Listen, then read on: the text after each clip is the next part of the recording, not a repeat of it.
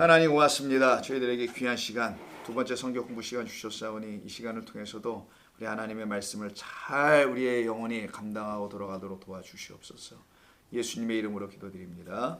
아멘. 여러분들 왜 성경 공부해 오시는 거예요? 예배만 드리고도 갈 수도 있고, 그렇잖아요. 굳이 이것까지 꼭 해야 될 이유가 뭐 깜짝들 놀라고 그래. 왜 나를 공격할 계량 준비처럼. 여러분 왜 성경 공부에 들어오냐 했더니 그냥 나를 어떻게 막 하려고. 당연한 걸 물어봐서 그랬다. 알라고 했다. 하나님 알려고 했다. 아니 예배만 드려도 알 텐데 굳이 여기까지 들어오실 이유가 뭐냐 이거죠. 그걸 알려고 오늘 여기 왔습니다. 내가 여기 왜 들어와야 되는지를 알려고 오늘 또 온 거잖아요, 사실. 하나님 말씀 알고 이런 것도 물론 있겠습니다만은 내가 여기에 올 수밖에 없는 이유가 있겠지요. 그날까지는 하자고요. 그날까지는 하는 거예요. 모르겠고요. 11장 계시록 맞아. 11장 7절 8절 그들이 그 증언을 마칠 때 무적행으로부터 이런 얘기가 나오죠. 올라오는 짐승이 그들과 더불어 전쟁을 일으켜서 그들을 이겨요. 두 증인들이 져요. 지고 그냥 몇 대 터지고 끝나는 게 아니라 죽여버리네. 또 이거 죽었다는 얘기가 나와요. 죽일 터인즉 반드시 이런 일이 증인, 즉 성령을 가진, 성령만이 증거하시니까 성령을 받은 사람들은 이렇게 될 거라는 거 아니겠어요? 그럼 이런 죽음이 어떤 죽음이길래 이렇게 그들을 죽였다고 하는 건가? 그들의 시체가 큰 성 길에 있으리니 그 성은 영적으로 하면 소돔이라고도 하고 애굽이라고도 하니 곧 그들의 주께서 십자가에 못 박히신 곳이라. 여기를 애굽이라고 합니다. 그럼 애굽 땅에서 반드시 일어나야 될 것은 재앙이라는 거 아시죠? 그래서 10가지 재앙이 있었던 거예요. 출애굽기에. 그 재앙은 본래의 뜻이 재앙이 아니고 플라게, 기억나시는지 모르겠어요. 오래전에 한 거니까 그 헬라어로 기억하려고 하지 말고 뜻만 이해하시면 돼요. 플라게는 재앙으로 물론 우리가 번역을 합니다만은 그 단어가 어디서 온 건지를 알면은 이게 재앙이 아니구나. 재앙 같은 것을 보면서 재앙 맞는 어떤 상황을 보면서 재앙과 저주는 같은 의미인데 들어오세요. 예, 이제 막 시작했어요. 생일 맞이하시면 좀 늦게 오셔도 돼요. 비로도. 목사님이 안 와가지고 안 끝난 줄 알았네. 야, 우리 장모님은 비로도 어울린다. 오랜만에 들어오죠. 야, 그거 입고 그래서 오늘 설거지 잘 하셨어요. 아까 걱정하더니만. 내가 다 했어요. 어머 세상에. 그건 아니고 큰 거를 진짜 왜 큰 거를 막 하냐. 아이고 그 비로도 입고는 큰일 날 뻔했네. 그래, 여기 다 아니 어울리셔. 검은색이 더구나. 내가 가서 아까 한번 만져봤어 했더니 옛날에 그 우리 어머니들이 입었던 그 비로도가 있거든요. 야, 그걸로 한복 해 입었던 건 아세요?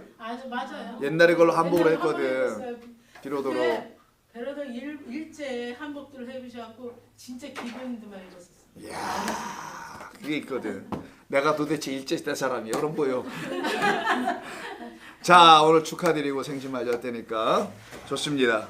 그래서 이 두 증인의 이야기인 오늘 두 증인이 여기서 일단 맞춰지게 돼요.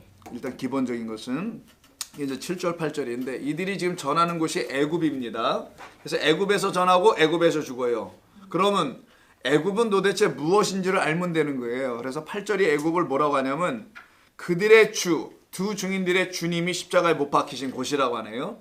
그래서 그 두 증인의 주님인 예수님께서 십자가에 못 박히신 그곳이 바로 애굽이었다라는 거라면 그래서 그 주님께서도 못 박히시고 죽으신 것처럼 두 증인도 똑같은 애굽에서 못 박히고 죽는다는 걸 말하는 거죠. 이렇게 성도는 이 땅에서 살다 간다라는 거예요. 이걸 좀 오해하면 무슨 어떤 박해 정도라 이런 걸 자꾸만 이해하는 경우 그건 있어요. 박해 없는 건 아닙니다. 박해는 시대마다 있기도 하고 없기도 하는 게 있어요. persecution이라는 것은. 근데 성도를 죽이는 거는 시대마다 있다 없다라는 게 아니에요. 그건 매번 있는 거예요. 매번.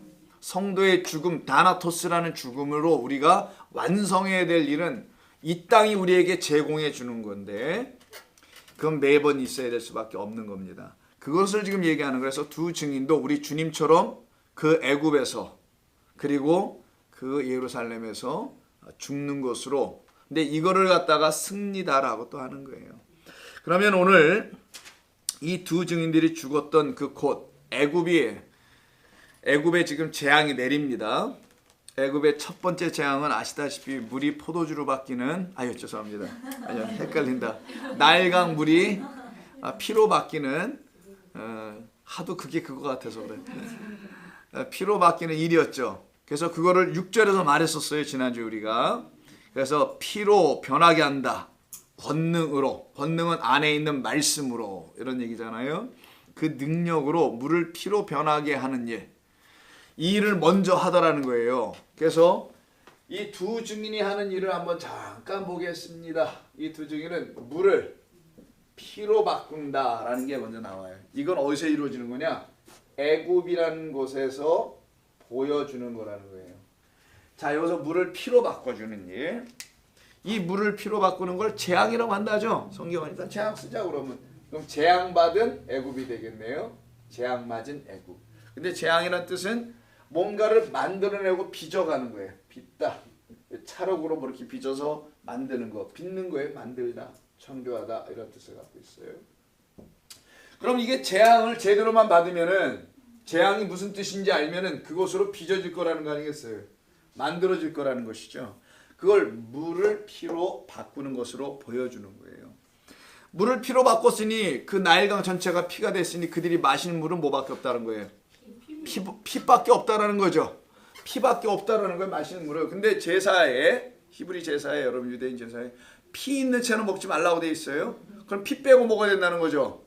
그런 말로도 들었죠. 그러니까 피 빼고 먹어야 돼. 동물을 먹을 때 잡을 때는 피를 쫙. 그리고 여러분 그래서 피 쪽 빼고 드시나요? 많이 안 되잖아, 그죠? 피를 쪽 빼고 먹지는 않죠. 피가 늘 있지 그 안에 100% 뺄 수가 없어요. 근데 뭘 또 피를 빼고 먹었다고 그러냐고. 그럼 거기서 레위기에서 말하는 피 있는 채로 먹지 말라. 피에는 생명이 있기 때문에 이렇게 말하잖아요. 피 있는 것으로 먹으면 안 되고 피가 말해주는 어떤 것으로 마시라는 거지, 먹으라는 거지. 피 있는 채로 먹으라는 말이 먹지 말라는 그런 말이 아니고요. 다른 피가 있어요. 다른 피. 그 피로 마셔야 된다는 거고 그 피로 생명을 취하라는 그런 얘기를 하는 겁니다. 자, 물피예요. 이게 재앙인데 사실은 이게 피로 전부 다 바꿨으니까 이들이 마실 것은 애굽 땅에서 피밖에 없어요. 지금 현실은 요거밖에 없어. 물이 뭘로 바뀌었어요? 피. 물은 사라졌겠죠. 물은 안 보여. 피밖에 보이는 게 피밖에 없어. 눈에 보이는 건 이거밖에 없어. 그러니까 이들이 마실 수 있는 건 이거밖에 못 마신다라고 일단 가르친 거예요. 너희들이 마셔야 될 건 피야. 근데 레위기서를 보니까 좀 전에 말씀처럼 피는 마시면 또 안 돼. 그럼 다른 걸로 바꿔줘야 되잖아요. 그래서 이 피가 다시 뭘로 바뀌냐? 마실 수 있는 물로 바뀌는 거예요. 드디어. 물로 바꿔주는 사건을 갖다가 너희 우리의 주님, 그들의 주님 예수님은 십자가에 못 박은 애굽이라는 곳을 표현해주는 예루살렘. 여기는 예루살렘 얘기겠죠. 같은 다 애굽이지만 소돔 고모라 예루살렘은 다 똑같은 이 세상을 말하는 거예요. 그 예루살렘에서는 이걸 마실 수 있는 것으로 바꿔주는 역사가 일어나는 걸 예수님의 십자가다 라고 하는 거예요. 예수님이 십자가에서 피를 흘리고 죽으시죠. 근데 이 피는 본래가 뭐였었어요? 원료가 물이었었어요. 물이 피가 된 건데 그럼 당신이 피를 흘린다면 이분은 물이라는 거 아니겠어요? 이게 어렵진 않겠죠? 예. 본래 물이, 그러니까 예수님을, 하나님을 설명해 주려고 이런 것을 하는 거지. 이게 그렇게 대단히 중요한 건 아니고요. 요걸 통해서 하나님과 예수님이 누군지를 알으라고 하는 거예요, 지금 성경은. 예수님이 오셔서 십자가에서 피를 흘리시기 전에는 당신이 말씀이라는 거래요, 말씀. 가르치고.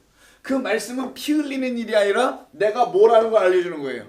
내가 물로 왔다. 너희들의 목을 축이러 왔다. 너희들을 quench, 이 thirst를 quench로 주러 왔다는 거잖아요. 해갈해 주러 왔다고. 그런 물로 오셨다는 걸 알려주려고 가르치는 겁니다. 병도 고치고 죽은 자도 살려내는 이런 일을 보여주신 거예요. 몇 개지만. 내가 물로 온 거야. 근데 이 물이 드디어 그 물의 역할을 해내기 위해서 내가 피로 흘려줄게. 죽음입니다. 피를 흘려줘서 내가 죽을게. 그래서 여기서 뭐가 나와요? 피가 흘려지니까. 피는 반드시 죽음이야. 이 죽음을 주는 거예요. 피는. 여기 피가 아니고 여기 물이지. 여기가 피. 이거 죽음을 가르쳐 주는 거예요, 전부 다. 오늘 제가 좀 정신이 없습니다. 몸이 좀 컨디션이 좋은 것 같아요. 자, 피는 전부 다 죽음을 말하는 거예요. 이 죽음을 주시려고 온 게 아니고 뭘 주러 오셨어요? 물, 생명을 주러 오셨다. 그럼 죽음과 생명이 서로 교차가 되죠. 이걸 갖다가 죽음, 사망에서 생명으로 옮기기 위한 일이 십자가 사건이었다 라는 걸 가르치는 거죠. 그래서 예수님은 피를 흘리고 죽으셨지만 그 죽음이 나에게 물을 주시려고 하시는, 즉 생명을 주시려고 하시는 일이었다라는 걸 가르치는 다이어그램, 그림 같은 거, 이게 일종의. 그럼 여기서 피는 뭐고 물은 다 뭐냐라는 거 알아야 될 거 아니겠어요. 피는 당신의 죽음이 아니면 나올 수 없는 생명에 대한 이야기를 하는 것이고, 그 생명이라는 것을 표현해주고 보여주는 걸 물로 설명한 것뿐이고, 물이 내게 들어오면은 나는 생명을 얻어. 근데 하나 여기서 그러면 진짜 뭐 물 몇 잔 마시면 생명을 얻고 막 그러나요? 아니겠죠. 그러면 우리의 영혼을 살려낼 수 있는 이 물이라는 게 도대체 뭐냐? 이 물이 한 번 또 더 나가야 될 거예요, 이제는. 이 물은 태초에서부터 있었던 물이기 때문에 이 물은 하나님이라는 물이에요, 사실은. 하나님은 영이시니까 이 물은 영, 진리, 말씀, 생명이다. 이렇게 말씀하는 거예요. 이걸 갖다가 재앙이라는 걸로 설명했던 이유는 이걸 못 알아들으면 재앙이 정말 되는 거고, 이게 무슨 뜻인지를 알면은 재앙에서 벗어나는 거예요. 그럼 하나님께서는 이걸 가지고 뭐 하신 거예요? 플라소니까 빚다, 우리를 다시 만들어 내다라는 거지. 자, 모세 때 모세 아론에게 나일강을 다 이 물을 피로 바꾸랬더니 이들이 피로 다 바뀌어지니까 여기 애굽에 살던 사람들이, 그럼 우리가 마시는 물이 이 물, 이 피밖에 없네요. 근데 사람이 피를 마실 수가 없잖아요 라고 물어봐야 되는 게 정상 아닙니까? 근데 그들은 묻지 않고 어떻게 하냐, 옆에다 다시 웅덩이를, 우물을 땅을 파가지고 물을 찾아내서 마시더라는 거예요. 그게 바로 재앙 맞는다라는 겁니다. 자, 피밖에 준 게 없다면 피를 마셔야죠. 근데 사람 피를 못 마시니까 물어봐야지. 피 말고 다른 걸 주세요 라고 할 때 우리 주님이 이 땅에 오셔서 주신 게 뭐냐? 그렇게 묻는 자들에게 피 대신 포도주를 주는 겁니다. 그래서 물로 만든 포도주를 내주는 거예요. 이 물로 만든 피를 주는 것처럼 물로 만든 포도주를 내는 게 가나의 혼인잔치에서 나오는 거예요. 그래서 포도주는 마실 수 있잖아요. 근데 그 포도주가 담은 것은 피라는 걸 가르치는 붉은색이에요. 근데 포도주를 마시면 기쁨이 들어옵니다. 예수님께서 나를 위해서 죽으셨다는 사실이 무엇인지를 알면은 내게 기쁨이 들어온다라는 거예요. 구원의 기쁨, 감사가. 그거를 설명해 주는 게 요 물피, 피물, 그리고 영. 결국 우리가 받는 건 뭐냐? 여긴 다 상징적인 설명이고, 무엇을 위해서? 성령이란 하나님의 영을 우리에게, 말씀이란 진리를 부어주시려고, 알아듣게 해주시려고, 영을 주시려고 이 앞에는 다 설명한 것에 불과하다. 그래서 모든 것은 설명이 딱 끝나서 내 마음에 깨달음이 오면 진짜를 얻는 걸 이거라고 하는 거예요. 그걸 성령이라고 합니다. 어떤 사람들은 피와 물이 더 진짜 같아 보일 수 있어요. 피와 물은 보이기도 하잖아. 성령은 안 보이니까 이게 뭐예요? 차라리 이쪽이 더 이해가 될 것 같은데 이거는 갑자기 넘어오니까 모를 수 있다라는 거예요. 그런 수 있는 이 땅에 우리들에게 우리 주님이 찾아오셔서 당신의 영을 부어주면, 그래서 물, 피, 성령이 되는 거예요. 그래서 물이 피로 변하고, 피는, 자, 물이 이렇게 피로 변화했어요. 그 피는 다시 물을 증거하고 물을 드러내요. 죽음으로, 예수님께서 피를 흘리고 죽으심으로 물을, 생명이 뭔지를 우리에게 가르쳐 들춰내. 그 생명이라는 물이 도대체 뭐야 그러라고 물어보니 또 한 번, 그게 내가 너희에게 부어주는 나의 영이다, 이 진리의 말씀이다 라는 겁니다. 이걸 부어주시는 거예요. 그래서 여러분 안에는 성령이 있어야 되는 겁니다. 거룩한 영이라는 하나님의 말씀이라는 영이 있어야 돼요. 어떤 땐 말씀이라고, 어떤 땐 영이라고 하고, 어떤 땐 물이라고 하니까 참 이상하게 들을 수 있을지 모르지만 이게 이런 말들이 성경에 있기 때문에 이걸 풀어서 설명하다 보니까 그렇게 나타나게 되더라는 거예요. 그래서 피만 보게 되면, 예? 피만 봤네라고 끝납니다. 오늘 피 봤네. 뭐 이런 말 있잖아요. 이렇게 썰렁할 수가. 피만 보면은 죽음만 본 거예요. 이걸 십자가의 예수님만 봤다고 하는 겁니다. 그래서 예수님께서 나를 위하여 울지 말라 예루살렘의 딸들이여 라고 하는 겁니다. 내가 왜 피를 흘리냐면 물을 들추어 내기 위해서야. 그래서 피만 주고 있는 곳, 피만 흘리고 있는 곳, 피의 율법 제사만 하고 있는 것이 예루살렘 성이었던 거예요. 그 성을 갖다가 율법이라고 하는 거예요. 그래서 율법을 죄와 사망의 법이라고 하는 겁니다. 이거는 죄와 사망의 법으로 우리가 사망 가운데 던져질 수밖에 없는 죄를 갖고 있다는 걸 들추어 알게 해줄 뿐만 아니라 그것을 끝을 내주기도 하는 게 있는 거예요. 여기는 그걸 계속 들추어만 내주면 여기에서 누가 예수를 믿겠냐고요. 맨날 죄인이라고 그래. 근데도 교인들이 막 좋아해. 나는 죄인이야. 얼마나 감사한지 몰라. 죄인이어서. 이게 제정신의 성도입니까? 그 죄에 대하여 괜찮습니다. 죄에 대하여 가르쳐 주시고는 죄가 나에게 가져다는 결과 아웃컴은 사망. 사망까지 다 가르쳐 주시고는 죄와 사망을 멸하시는 분이 바로 이것을 설명해 주신, 이것을 이루어 주신 그분 예수님이라는 사실을 깨달아 알게 될 때 이들은 더 이상 율법에 머물지 않게 되는 거예요. 이 성에서 나오더라는 거예요. 이 제사를 드린 이 성에서 나와서 어디로 가냐? 이 생명이 있는 곳, 여기를 복음, 은혜와 진리가 있는 그런 말씀이 흘러가는, 그래서 이거는 흐르다. 흐르는, 흘러도 그냥 현찮게 흘러면 안 돼서 오버 플로우하고 있는, 흘러 넘치는, 내 배에서 생수의 강이 흘러 넘치는 성령이 임하여 하나님의 말씀을 내 안에 가득가득 부어주시는 그 역사가 일어나게 되는 그곳으로 옮겨가다라는 거야. 이렇게 이런 식으로 이 모든 일을 하신 분은 하나님이십니다. 성령인 거예요. 그래서 물, 피, 성령은, 영은 셋은 하나다. 다 하나로 설명. 피도 생명이요 물도 생명을 다 담고 있는 거예요. 설명하기 위해서 피는 사망을 가르치는 거고 물은 마셔서 살아나는 일을 가르치는 거고. 그래서 헛된 유대 성전에서 계속 우물을 파고 마시고 있는 여인을 만나러 예수님이 사마리아라는 곳으로 가셨던 이유가 거기 있었던 겁니다. 요거를 지금 사실 설명한 거예요. 이것을 더 구체적으로 잘 표현해 놓은 데가 요한복음 2장을 한번 가서 보겠습니다. 요한복음 2장을 한번 보세요. John's Gospel chapter 2에 보면 그래서 wedding banquet이 나와. at Cana라는 곳에서. 케냐가 아니고 가나. 가나의 초콜릿. 예, 있어요. 무슨 얘기로 한 거였는데 진짜 있냐고 물어보면은. 자, 2장 1절부터 11절에 보면 여러분 잘 아시는 물을 뭐로 바꾼 거죠? 포도주로 바꾼 거예요. 이게 물 포도주 사건이에요, 소위. 여기서 물을 포도주로 바꾸시게 된 동기가 뭡니까? 이야기 자체에서는 결혼식에서 뭐가 떨어져서 포도주가 떨어져서요, 그죠? 포도주가 떨어졌기 때문에 그 포도주를 당장 만들어낼 수 없잖아요. 그리고 생각을 해보세요. 포도주가 만들어지려면 몇 개월 동안 숙성을 해야 될 거 아니에요.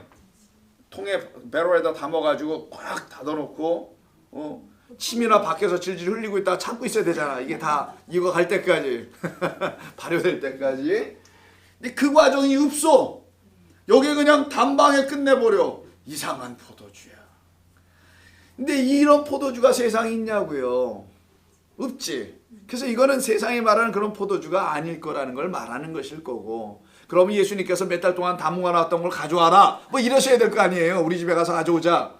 그래 진짜 땅의 포도주일 거 아니겠습니까? 그래서 예수님이 주시는 포도주는 땅의 것이 아니라는 누룩이 들어가지 않았다라는 거 알려주려고 그냥 맹물로 만들어. 그래서 누룩이 없어요. 이 포도주에는. 1부 했던 제가 안 했습니다. 그래도 나도 밥 먹고 살려면 2부 때 하나 남겨놔야 될 게 있어야 되잖아. 그래서 2부로 낚시를 이렇게 하는 거야. 2부도 듣고 가시라고. 누룩이 없다는 거예요. 반드시 포도주를 만들려면 누룩, 이스트가 들어가야 돼요, 여러분. 누룩이 있어야 돼요. 효모라고 합니다. 전문적 용어로는. 그게 들어가야지 그 숙성이 돼. 안에서 fermentation이 일어나죠. 부글부글 끓고. 그래서 거기 그 브릭스가 24에서 25 정도가 돼야 돼. 뭐 전문 용어니까 다 모르실 거고 25불이라는 것이 아니라 그 수치 당도가 있어요. 그때는 수확이 좋은 때야. 그걸 가지고 담그는 거예요. 아무튼 포도주입니다. 누룩 없는 포도주야. 그래서 누룩 없는 말이 나오는 거예요. 그래서 그 유명한 누룩을 넣지 마라. 소금은 치되 꿀을 치지는 말라. 왜? 꿀에도 당이 있으니까 전부 다 어떻게 해요? 발효 일어나잖아요. 그래서 이 포도주는 누룩 없는 것으로 만든 물 포도주. 물은 깨끗한 거잖아요. 요즘 물은 뭐 덜 깨끗하지만 이 깨끗한 하늘의 것으로 만든 포도주다. 하늘에 신령한 음료다. 이런 말 들어보셨죠? 제 글자는 여러분 대개 아시겠죠? 이런 말. 하늘에 신령한 음료라고 하는 거예요. 하늘에 신령한 음료를 갖다가 물로 만든 포도주다. 이런 표현으로 쓰는 겁니다. 이 사건이 우선 저 가나안 혼인잔치에서 일어나요. 아시다시피 이 가나안 혼인잔치에서 한참 잘 마시고 있는데 술이 뚝 떨어졌으니까 신랑도 당황스럽고 뿐만 아니라 손님들 하객 때는 열받잖아요. 그렇잖아요. 기쁨을 끊어버리니까. 그래서 기쁨을 끊어버리는 일이 벌어진 거예요. 그래서 기쁨이 끊어지는 일이지 누가 끊었다기보다는 끊어진 그곳에 우리 예수님이 물을 포도주로 바꿨다라는 말의 의미는 그들이 누리고 있는 기쁨은 기쁨이 아니다라는 걸 가르쳐주는 건 바리새인들의 누룩, 사두개인들의 누룩, 헤롯의 누룩에 취하 있는 땅의 것으로 취하여 그걸로 만족하며 끝내고 있는 그런 포도주라는 거겠죠. 그것을 끝내고 이제는 하늘의 것으로 물로 만들어 놓은 피를 마시자 우리. 근데 이 피는 생명을 담은 것이라기 뿐만 아니라 물로써 우리의 영혼을 해갈해 주는 것이니 이걸로 반드시 마시자. 그래서 포도주로 만드는 이야기가 나오는 거예요. 당신의 피를 설명하고 싶었던 거예요. 당신의 죽음으로 그 안에 담아놓으신 하나님의 진리를 마시게 되는 자들은 살아난다라는 겁니다. 근데 이때 물두멍이 있어요. 물을 담게 하는 물두멍이 지금 비어 있습니다. 물두멍의 역할은 손을 씻는 거예요. 그걸 정결하게 하다라는 거예요. 정결의식에. 그러면 여기 혼인 잔치니까 그 물두멍에다 누가 제일 먼저 손 씻고 들어갔겠어요? 신랑 신부겠지. 이게 통밥 잡자고요. 제 의도대로 한번 대답을 해주세요. 뭐 부모서부터 땄거니 안 땄니 이런 걸 논쟁하지 말고 가장 중요한 건 신랑 신부 혼인 잔치니까 신랑 신부가 이걸 씻었죠. 근데 이 씻었던 물이 지금 있대요 없대요 여기? 없어. 그러면 씻었다는 거예요 못 씻었다는 거예요? 못 씻었다라는 말을 하는 거예요. 설마 없었겠냐고요. 손님들이 하객들이 그렇게 많은데 누가 와서 다 마셔버렸어 그걸 손따구물을? 말이 안 되겠죠. 씻었는데 그 물론 씻겨질 수 없다라는 걸 알려주려고 이 물두멍의 물들이 없어 지금. 그럼 그들은 씻지 못했다. 씻지 못했으니까 부정한 여인이 되는 거예요. 여자만 그런가? 신부도 그런 것만 아니라 신랑도 마찬가지. 부정한 신랑. 정결한 신랑도 아니고 부정한 신랑이야. 자 그러면 신랑도 부정해. unclean groom이야. unclean bride야. 이 둘이서 뭘 어떻게 하겠다는 거예요 지금 도대체. 이 상황인 거예요. 그게 지금 이 세상 애굽이라고 하는 겁니다. 자 그럼 신랑이 부정하다는 말이 무엇이냐 이거부터 한번 볼까요? 신랑이 정하려면 죽고 살아나야 해. 율법이란 첫 번째 신랑으로는 우리를 정결케를 못하는 것을 가르치는 거예요. 이게 그 신랑이 죽어줘야 돼. 율법이 우리 가운데서 떠나지고 은혜 하나님이 내게 복음을 들려주시는 새 신랑이 내게서 살아나야 돼. 그 신랑을 죽었다 살아난 깨끗한 정한 신령이라고 하는 거예요. 성경은 그 신랑만을. 그럼 신부는 우리들인데 그 신부는 또 그렇게 부정한가? 아니 자기를 깨끗게 하게 하는 물로 자기의 겉을 씻고는 있네. 자기를 씻어야 될 거는 겉이 아니라 손이나 발이나 이런 데가 아니라 이 안을 씻어야 된단 말이에요. 이 안. 너희가 먹는 음식이 밖으로서 이렇게 안으로 들어오는데 그것이 너희에게 뒤로 나가는 것이 더럽고 그런 게 아니다. 그것이 다시 너희 입으로 밖으로 나오는 그것들이 전부 다 악한 것만이 따라져. 그러면 여기서 나온다는 거잖아. 뭔가 계속. 어디로 나가요? 입으로 나갈 때 말하는 거예요. 그럼 뭐가 부정하다는 거예요 지금? 이 위에 입이 부정하다는 거예요. 그 위에 것이 부정한 상태에 있는 사람들을 놓고 지금 얘기하는 거예요. 그럼 무엇이냐? 너희들은 손만 닦고 있네. 이 물을 마셔서 깨끗하게 해야 되는데 너희는 다 내 말씀으로 깨끗해졌다고 할 때는 말씀 갖고 씻은 게 아니라 말씀을 어떻게 했겠어요? 먹은 거 아니겠냐고요. 듣고 마시고 안에 넣은 거 아니겠냐고요. 우리 영혼 안에. 그때 그 말씀이 나를 깨끗게 하는 거죠. 근데 유대인들은 율법을 가지고 말씀을 안에다 주지 못하고 말씀을 겉에다가 주고 이걸 씻게 만들어서 자기를 정결케 깨끗하게 해봐. 뭐 노력도 해봐. 수고도 해봐. 이걸로 줬네. 그걸 갖다가 부정한 년이라고 하는 거예요. 부정한 사람이라고 하는 겁니다. 그 상태에 있는 이스라엘 백성들이 지금 신부로 서 있는 거고 그 신랑은 율법의 신랑이라는 걸 말하는 혼인잔치예요. 여기가. 그 상태에 있는 그곳에 진짜 신랑이 나타났어요. 아무도 알아보지 못해. 이 신랑을. 예수님이란 신랑을. 그래서 이 신랑이 내가 진짜 신랑이라는 걸 보여주는 사건이 물이 포도주로 되는 거예요. 자, 물이 뭐가 돼요? 피가 된다는 거예요. 물이 피가 된다는 당신의 죽음을 말하는 거죠. 그 죽은 그가 다시 물이 되는 건 부활하겠다는 거예요. 이게 십자가 사건의 궁극적 목적. 살아나겠다는 거예요. 내가 물을 포도주로 바꿀게, 피로 바꿀게, 나의 죽음을 너희들에게 주어서 그 죽음이 무엇인지를 알게 되는 사람들은 나의 죽음 안에 있는 담겨있는 생명을 어디 갔어? 물이라는 생명을 다시 받게 될 거예요. 그래서 물로 포도주를 만드는 일이 벌어진 거예요. 누룩 집어넣지 않고. 이거를 연회장에 갔다가 주니까 연회장에 또 마셔보네요. 연회를 담당하는 자가 검수해야 된단 말이에요. 이게 진짜인지 아닌지. 제사장은 항상 성전 안에서 백성들을 정결한지 안 정결한지 우아래로 훑어본단 말이에요. 근데 지금의 교회들은 그렇게 훑어보지 않고 다른 걸로 훑어보죠. 뭐 갖고 온 건 없나? 뭐 이런 걸로 훑어보거나 뭐 아시잖아요. 얘기 안 해도. 그래서 우리는 이게 다 훑어 스크린이 다 됐는데 통과가 됐어요. 뭐 이런 이상한 일을 하고 있는 이 세상과는 달리 제사장 연회장을 설명합니다. 그가 보니까 이걸 맛을 봤어. 보니까 뭐라고 한마디로 얘기하네. 이렇게 얘기하네. 아니 지금까지 우리가 마신 포도주는 뭐고 이건 또 뭐야? 대개는 손님들이 왔을 때 가장 좋은 술부터 내놓고 이것으로 좀 취하게 한 다음에 대충 취한 것이 확인되면 그때는 물 타서 먹이는 게 일반적이고 현찮은 거 사다 주는 게 일반적인데 5불짜리 와인을 줘야 되는 게 맞는데 아니 지금까지 먹은 거 우리가 한 50불짜리인 줄 알았더니 이거는 500불짜리네 5만 불짜리네 이런 얘기를 하는 거예요. 이 연회장이 마시고 나더니 아니 지금까지 마신 거하고는 근본적으로 달라. 그게 무슨 말인가? 우리가 율법이라는 걸 가지고 지금까지 마신 것은 싸구려 가짜였다 라는 걸 알려주는 그 신랑이 와서 자기의 몸 은 30으로 생명을 부어 다시금 마시겠더니만 이것만이 진짜 포도주였네. 이걸 고백하게 되는 일이 벌어진 거예요. 그러더만 신랑을 부르네. 신랑이여 나오시오. 아 당신은 여태까지 이런 좋은 포도주를 남겨놓고 여태까지 뭐 한 거야? 라는 말을 그 신랑한테 얘기해요. 그러면 그 신랑한테 말한 거겠어요? 예수라는 그 신랑한테 얘기하고 싶은 거겠어요? 알아들어야 되지. 그래서 가나의 혼인잔치 그 사람 김아무개 그 사람에게 물어본 거겠어요? 아니지. 예수라는 그분이 신랑이라는 걸 알려주려고. 왜? 포도주를 진짜 갖다 준 거는 예수라는 그 신랑이니까. 그래서 그 신랑한테 물어본 거예요. 물어봤더니 아무 말도 안 해. 그 신랑은 대답을 못 해. 그가 우리에게 죽고 들어오시면 그때 다 알려주시는 겁니다.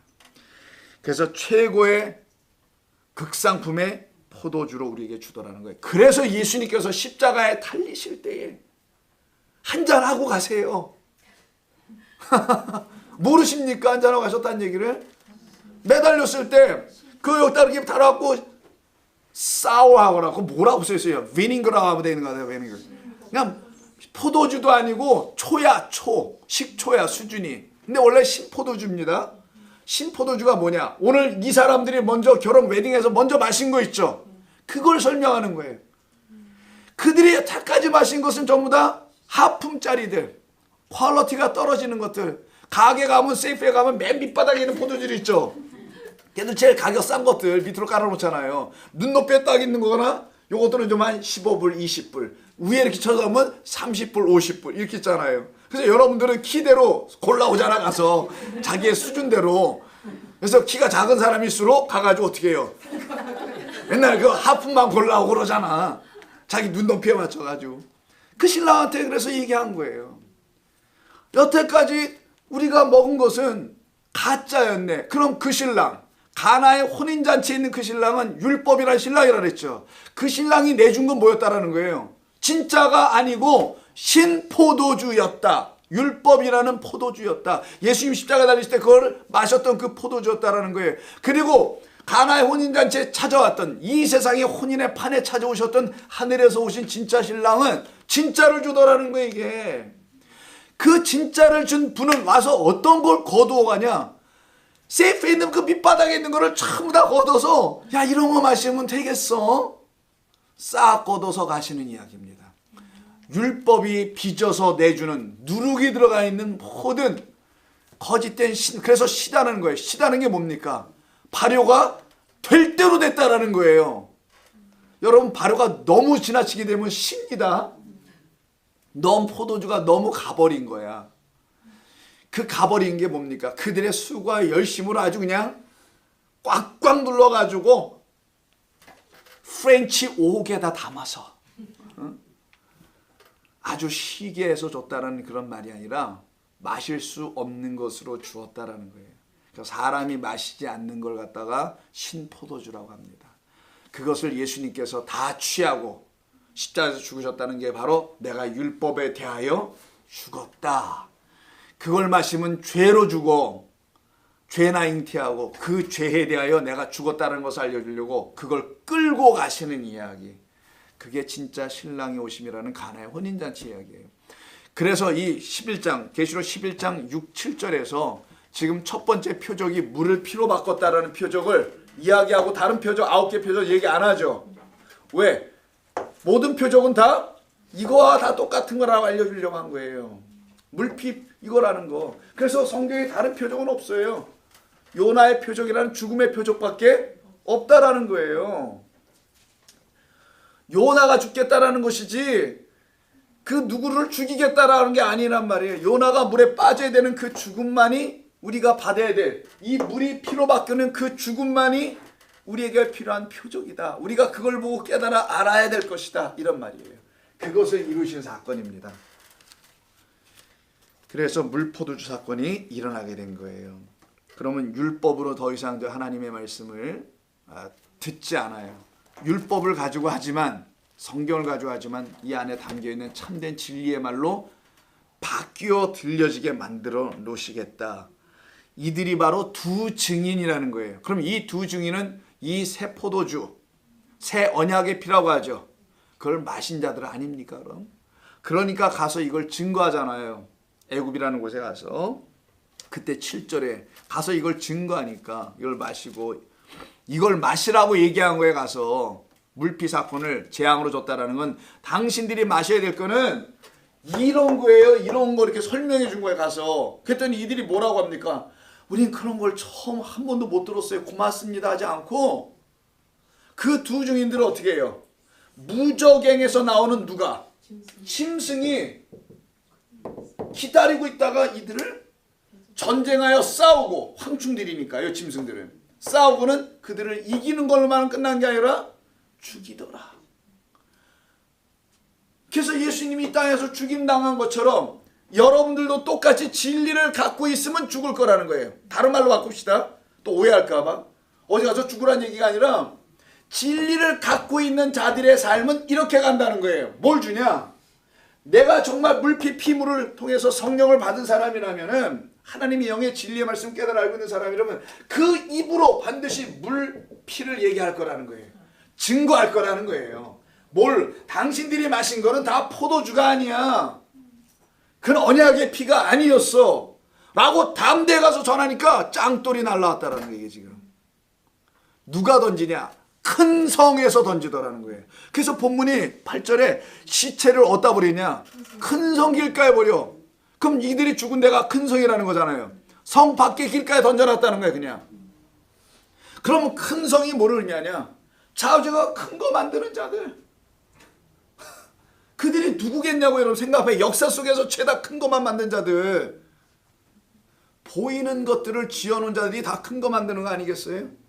큰 걸 만들려면 개미들 다 데려다가 일시켜야 될 거 아니겠냐고 또. 그게 인간이 만들어낸 역사, 종교, 사회, 세상 아니냐고요. 그중에 대표적인 게 또 종교고. 그래서 큰 성이 나오는 거예요. 그래서 큰 성 딱 하면 17, 18장에 나오는 나중에 가서 보겠지만 바벨론이라고 나오는 거예요. 큰 성 바벨론. 누룩이 섞여 있는 섞이다 발랄. 누룩이 들어가 있는 포도주로 다 어떻게 해요? 취했더라. 만국이 취했다. 음료가 주는 진노의 포도주. The 포도주 of wrath야. 이게 뭔 말이요? 그런 포도주를 먹여서 전부 다 죽게 하고 있는 이 짐승이 여기를 관하라. 이게 내 나발인데 두 주인이 왔어요. 여기에. 자, 마지막 끝부분입니다. 예레미야 23장. 예레미야 23장과 마태복음 읽으면 끝나요. 자, 예레미야를 보시게 되면은 거짓 선자들이 창궐할 때 하나님께 쓰임을 받았던 선지자잖아요. 이런 분들을 그리스도라고 하는 거예요. 여러분들도 마찬가지고.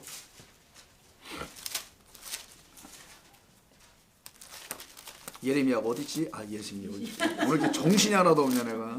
몸이 좀 약간 컨디션이 안 좋아서 그런 것 같아. 23장. 네, 13절 이하입니다. 23장 13절. 내가 사마리아의 선지자들 가운데 우매함을 보았다. 무식하게 이루 말할 수 없다라는 표현이 아니라 진리를 갖지 못했다는 표현이겠죠. 그들은 바알을 의지하고 예언하여 내 백성 이스라엘을 그릇되게 만들었다. 아, 우리 하나님이 이렇게 말씀하셨어요. 그리고 예루살렘은 피해갈 줄 알았더니만 그 다음 절이 예루살렘이야. 내가 예루살렘 선지자들 가운데서도 가증한 일을 보았다. 여긴 또 가증한 거야. 간음을 행하며 거짓을 말하며 악을 행하는 자의 손을 강하게 하여 사람으로 그 악에서 돌이킴이 없게 하여 쓴즉. 이 선지자들이 이런 짓을 한다네요. 그들은 다 내 앞에서 소돔과 다름이 없고 그 주민은 고모라와 다름이 없다. 안타깝다. 하나님의 아픈 마음을 좀 말씀하고 있는 거예요. 예레미야를 통해서. 이게 옛날 요 시대의 이야기일까라는 걸 생각해 보시라는 거예요.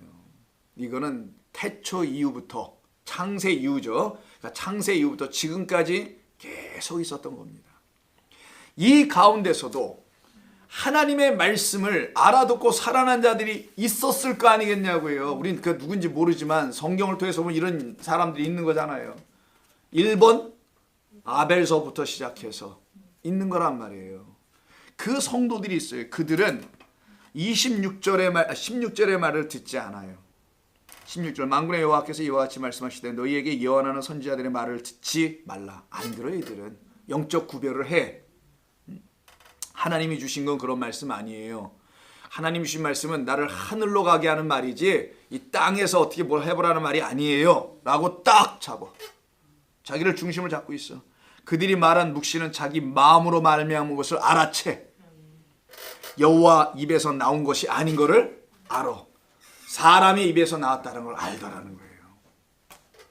항상 그들이 나를 멸시하는 자에게 이르기를 너희가 평안하리라 여호와의 말씀이라 하며 또 자기 마음이 완악한 대로 행하는 모든 사람에게 이르기를 재앙이 너희에게 임하지 않을 거니 그렇게 계속 살아. 여기서 뭐 악한 일 이웃에게 나쁜 짓 하고 돌아다녔다는 게 아닙니다. 진리의 삶을 살지 못하는데도 불구하고 어떤 성도가 봤네. 저건 진리가 아닌데 율법만 열심히 섬기고 있고 그게 자랑거리가 되어 있는 어떤 사람들 놓고 계속하라 하고 그 악한 일을 계속해보라고 종용하고 있더라는 거예요. 그때 18절에서 누가 여호와의 회의에 참여하여 그 말을 알아들었으며 누가 귀를 기울여 그 말을 들었느냐. 아무도 듣으려고 하지 않더라. 그래서 그 23장 전체는 거짓 선지자에 대한 이야기를 가득 담아놓은 것입니다. 그때 15절에서 그러므로 만군의 여호와께서 선지자에 대하여 이와 같이 말씀하시니라. 보라, 내가 그들 거짓 선지자들에게 쑥을 먹이겠다. 쑥을 먹이면 맵죠. 독하고 쓰죠. 독한 물을 마시게 하리니 이는 사학이 예루살렘 선지자들로부터 나와서 온 땅에 퍼져나가 나는 사실을 알려주려고 하는 것이다 라고 합니다. 이게 지금 우리가 살아가는 이 세상이었던 거예요. 그 세상에 우리 주님이 오셔서 십자가에서 죽으신 것은 바로 이 물이 피로 바뀌는 게 무엇인지, 그 피가 다시 물로 바뀌어지는 이 표적은 무엇인지, 요걸 십자가라고 하고, 요거를 하나님께서 우리에게 보여주신 표적이라고 하는 거예요. 그것은 곧 다 우리에게 참된 물이라는 생명의 말씀을, 성령입니다. 그래서 물과 성령으로 나지 아니하면이라는 것은, 항상 물은 어디 가서 성령 지웠네 여기. 하나님의 영이 성령과 짝으로 다니는 거예요. 피는 그거를 증거해 주는 것, 들춰내주는 역할. 예수님의 죽음은 물을, 성령을 들춰내려고 했던 것이지 죽음 자체를 보라고 한 게 아니었다라는 걸 알으라는 거예요. 그게 바로 물이 피로 바뀌는 사건이었던 거예요. 그래서 우리가 볼 수 있는 건 뭐밖에 없었다. 처음에는 피밖에 못 봤다는 거예요. 애국 백성들은 피만 본 거예요. 나일강에. 그게 시작, 죽음의 시작, 죽음으로 시작하는 거. 그러나 그 피를 다시 예수님이 오셔서 십자가에서 이제는 원래 것으로 회복시켜 놓는 이야기, 물이야. 근데 그 물은 성령이야. 하나님이시여 라고 말씀해 주는 겁니다. 마태복음 7장 읽고 마칩니다. 산상순에 있는 말씀인데요. 거기 거짓 선지자들에 대한 얘기가 좀 나오는 부분이 있어요. 좁은 문으로 들어가라는 13절 이하입니다. 좁은 문으로 들어가라. 멸망으로 인도하는 문은 크고 그 길이 넓어 그리로 들어가는 자가 많고 라는 말이 나오죠. 그리로 들어간 자가 많고, 생명으로 인도하는 문은 좁고 길이 협착하여 찾는 자가 없어. 거기 앞에 서 있는 자가 낙타라는 거예요. 낙타. 낙타가 그 좁은 문에 서가지고는 이렇게 하는 거예요. 어찌 들어갈꼬 이러고 있더라는 거예요. 저기가 생명의 문인 건 알겠는데 내가 어떻게 저기를 들어가야지? 저기가 천국인 건 알겠는데 내가 어떻게 들어가야지?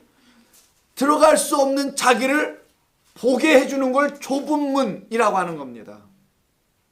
그래서 그 앞에 서가지고는 어찌할 수 없어. 그래서 탄식을 하는 거예요. 고통 가운데 부르짖는 거예요. 자기의 절망. 야, 나는 아무리 내가 봐도 낙타네. 가진 게 너무 많아. 소유가 너무 많아. 부자, 찔대로 쪄버렸어. 그런 자기 자신을 보고 절망해버리는 거예요. 못 들어가는구나 나는. 평생 낙타니까. 그때 그 낙타들이, 우리라는 존재들이 들어갈 수 있도록 하나님께서 하시는 일은 문을 낙타가 들어갈 수 있도록 넓혀주는 것밖에 없어요. 그래서 여러분이 아시는 낙타 이야기가 붙는 거예요. 그 다음 얘기 속에. 여기는 없지만, 그래서 낙타가 바늘기로 들어가는 것이 부자가 천국으로, 천국문으로 들어가는 것보다 더 쉬우니라 라고 해서 우리에게 가능성을 준 겁니다. 자기가 낙타들인 줄을 안 자들은 들어갈 수 있다. 율법의 부자로 여전히 남은 자는 못 들어간다. 이걸 알려주시는 거예요. 그 비유가. 그러니까 우리가 낙타인 걸 알면 돼. 나의 수고와 애씀으로 뭘 하고 있는 것, 혹은 거짓된 말들로 그냥 잔뜩 부유해진 상태, 그리고 더 나아가서는 뭘 해도 나는 안 된다는 사실을 철저히 앉아. 나로서, 인간으로서는 구원을 이룰 수가 없다는 걸 다 앉아. 내가 이룰 수 있는 건, 만들 수 있는 건 사망밖에 없다는 것을 앉아. 그걸 낙타라고 하는 거예요. 사실은 그 낙타를 하나님께서 버리지 아니하시고 그 문을 바꿔주시네. 그게 그리스도 예수께서 휘장으로 당신의 몸을 찢어서 그 문을 열어 들어가게 하시는 사건이라고 하는 겁니다. 근데 그것을 얘기해 주지 않고 좁은 문으로 계속 들어가고 뒤에서 밀어, 낙타들을. 그러니까 낙타들은 또 들어가 보려고 또 애를 써. 뒤에서 미는 자를 거짓 선지자라고 하는 거예요. 당신들 할 수 있다니까, 해보라니까 이런다라는 거예요. 그리고 열심을 부추겨 그냥 해볼 수 있다고 자꾸만. 하나님의 말씀을 가만히 앉아서 들어야 될 판인데 지금 뭐 이렇게 할 수 있다고 자꾸만 부추기는 거죠. 그들을 거짓 선지자라고 다음 절에 15절에서 말하는 거예요. 이들은 넓은 문으로 하나를 제시해 놓고 여기로 들어갈 수 있다고 거짓되게 가르치더라는 거죠. 이들은 양의 옷을 입었지만 속에는 이리의 내용인 그 모습인 노략질을 하는 것이 있다라고 말씀을 합니다. 이들이 하는 일이 22절에 그날에 많은 사람들이 나더러 주여 주여 우리가 주의 이름으로 선지자 노릇도 했다라는 거예요. 귀신을 쫓아내기도 하고 많은 권능을 행하지 않았습니까? 그때 내가 분명하게 호몰로게요 말한다. 밝히 말한다고 했지만 내가 분명하게 말한다. 내 것으로 말한다. 근데 호몰로게 한다. 같은지 안 같은지 잘 봐라는 거예요. 같은 말인지 아닌지 거짓 선지자들에게 그들이 들어보니까 같지가 않아. 그래서 너희들은 못 들어간다는 말씀하시는 것이 그때 내가 그들에게 밝히 말하되요. 내가 진리를 말해주면 진리가 너희에게 있으면 너희 들어가는 거야. 말이 같으면 호모 로고스니까 내가 너희를 도무지 알지 못하겠다. 왜? 너희가 하는 말을 들어보니까 모르겠다라는 거예요. 그래서 여기 밝히 말한다가 아니라 호몰로게어예요. 많이 들어보셨잖아요. 너희의 죄를 시인함이라는 말. 시인하는 건 같은 말인지 서로 들어보는 거. 말이 딱딱 맞으면 범죄 기록이 없는 거잖아. 그러면은 알리바이가 딱 맞는 거니까. 근데 말이 틀려. 그래서 검사가 뭐라 그래? 뭐 이 새끼 말이 틀려? 다시 물어. 이러잖아요. 이런 것처럼 말이 같지 않다라는 거예요. 그들을 놓고 하시는 말씀, 내가 너희를 도무지 알지 못한다는 말이에요. 그럼 우리 주님 하나님은 우리를 어떻게 인식하시냐? 당신의 말이 있는지 없는지로 인식하시지 무슨 아까 뭐 지문이니 이런 홍채니 이런 걸로 인식하는 게 아닌 거겠죠. 그래서 불법을 행하는 자들아 너희는 그 법을 갖고 있지 않다라는 거예요. 내게서 떠나가라 라고 말씀하시는 겁니다. 이게 지금 오늘 본문과 다 관계가 있어요. 그래서 오늘 본문 자 7절과 8절에서 이 두 증인의 삶이 이렇게 완성이 됐다라는 거예요. 진리를 가지면 반드시 이렇게 된다라는 거. 진리를 가지면 진리는 그대로 있고 진리가 안 되도록 하려고 하는 어떤 세력에 의해서 밟히기는 한다. 그러나 성도 안에 있는 참된 생명 그것은 안 밟힌다. 이것을 알려주시는 말씀. 그것이 오늘 우리에게 주시는 말씀이었던 것입니다. 기도하겠습니다. 주님 고맙습니다. 저희들 연약합니다. 주님 없이는 아무것도 할 수 없는 자들인 것을 압니다. 그래서 주님은 우리에게 날마다 우리가 필요로 할 때든 필요하지 않을 때든 항상 계십니다. 하나님의 뜻대로 계실 줄로 믿습니다. 그래서 우리로 하여금 사는 것이 아니라 당신의 말씀과 당신으로 말미암아 살아나는 종들 다들 되게 해 주시옵소서. 우리 성도들 한 주간 또 이 말씀을 붙들고 살아갈 때 성령께서 이들을 위로하시고 환난에서 건지실 것이고 위험한 지경에서 벗어나게 하실 줄로 믿습니다. 감사하며 예수님의 이름으로 기도드립니다. 아멘.